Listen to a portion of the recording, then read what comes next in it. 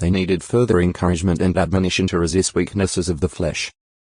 For this reason Paul, besides commending the Thessalonians for their faithful endurance 1. 2-10. 2. 14. 3. 6-10 and comforting them with the resurrection hope 4. 13-18, exhorted them to continue following a course approved by God and to do so more fully. 4. 1, 2 The apostle, among other things, counseled them to abstain from fornication 4. 3-8, love one another in fuller measure, work with their hands 4. 9-12, stay awake spiritually 5. 6-10, have regard for those working hard among them, admonish the disorderly, speak consolingly to the depressed souls, support the weak, be long-suffering toward all, and abstain from every form of wickedness 5. 11-22. Background for 2 Thessalonians. The faith of the Christians at Thessalonica was growing exceedingly, their love for one another was increasing, and they were continuing to endure persecution and tribulation faithfully. Therefore, the Apostle Paul, as in his first letter, commended them and encouraged them to continue standing firm. 2-1. 3-12. 2.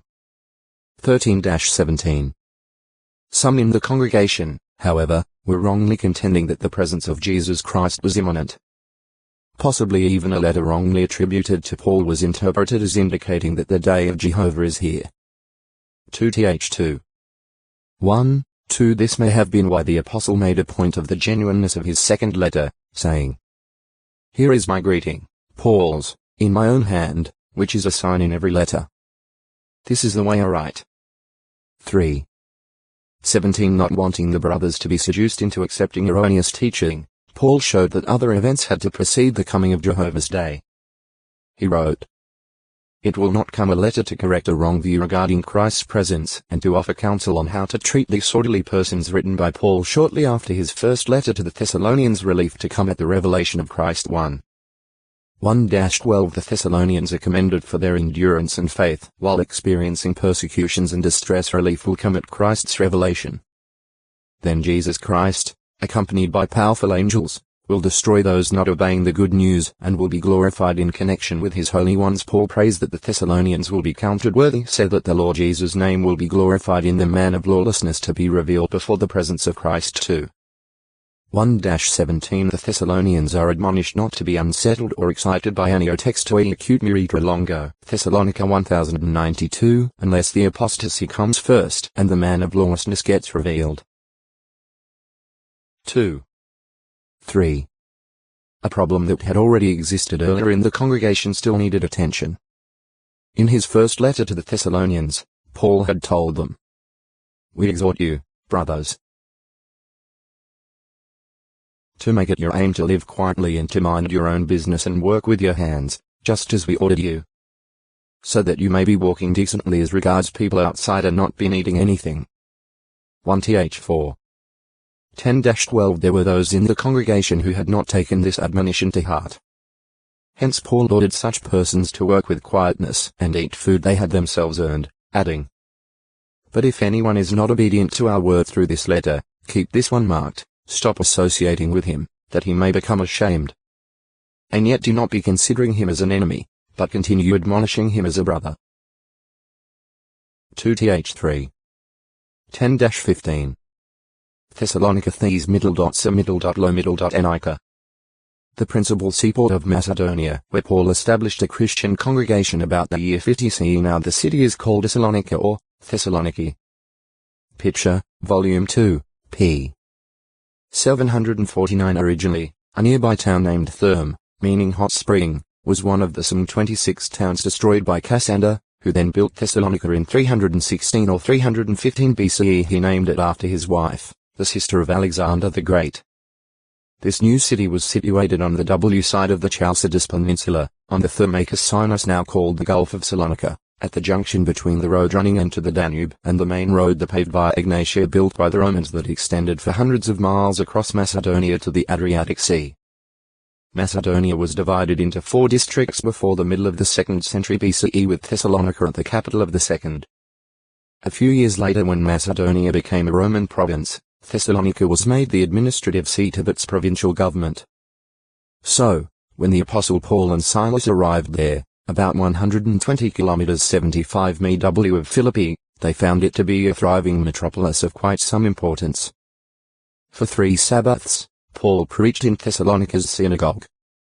As a result, some Jews and a great multitude of Greek proselytes became believers and associated themselves with Paul and Silas. Among them were not a few of the principal women. Acts 17. 1-4 How long Paul remained there is not disclosed, though it was long enough for him and his companion to obtain work so they could support themselves.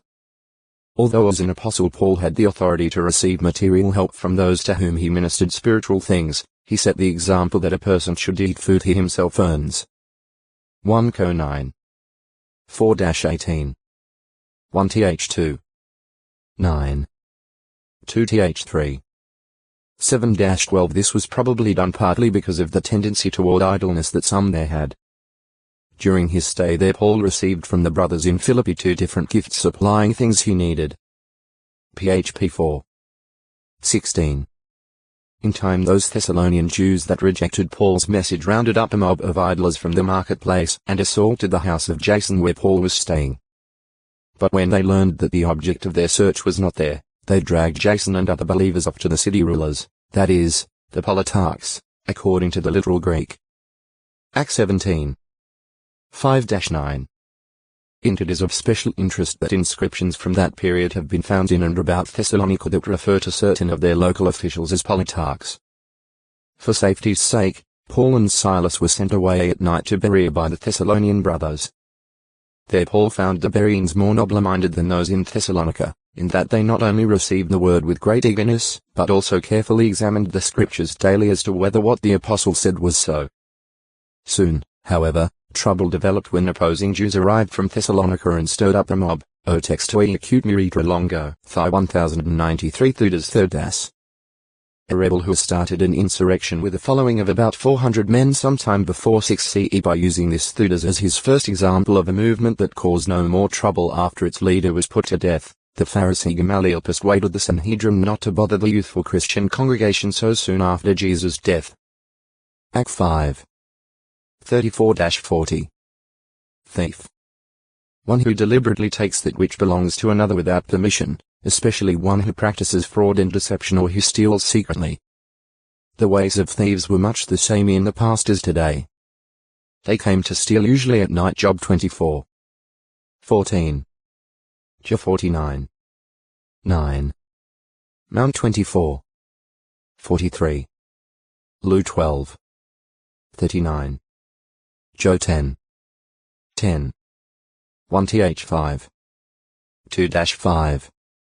2p3. 10. Re3. 3.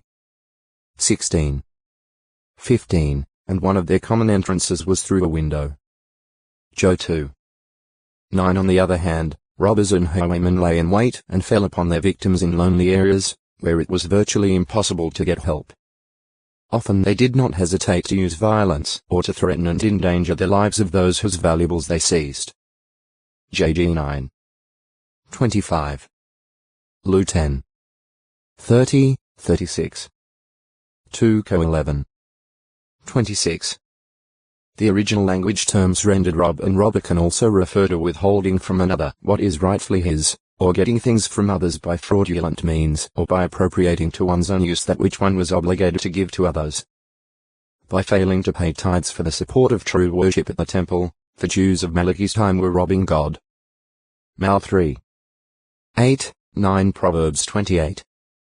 24 speaks of a man robbing his father or his mother, evidently meaning depriving his parents in some way of what was rightfully theirs.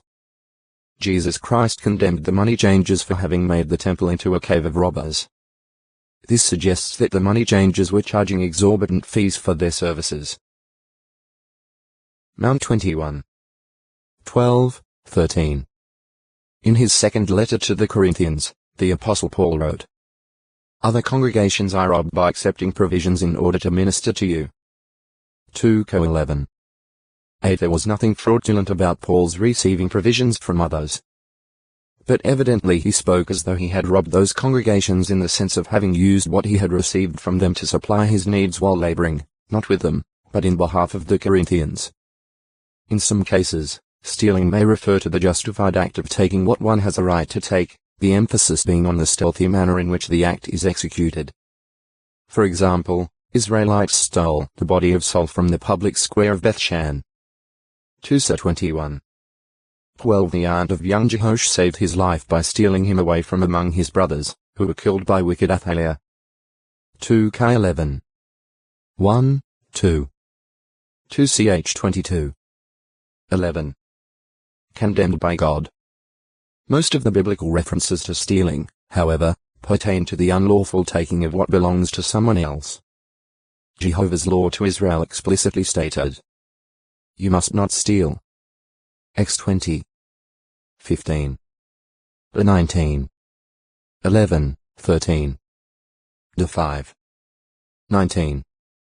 Mount 19. 18 A thief had to make twofold, fourfold, or as much as fivefold compensation, depending upon what the law outlined. If he could not do so, he was sold into slavery, evidently regaining his freedom upon making full compensation. X 22. 1-12 In addition to making compensation, the disgraced thief J2. 26 was to bring a guilt offering and have the priest make atonement for his sins. The 6. 2-7. Eventually the nation of Israel came to disregard these laws, and as a consequence, Jehovah allowed robbers and thieves from within and from without to plague the nation. De 28. 29, 31. Es 7. 22 Fraudulent practices, especially the oppression of poor and needy persons, became common. Issa 1. 23. 3. 14. J 7. 9-10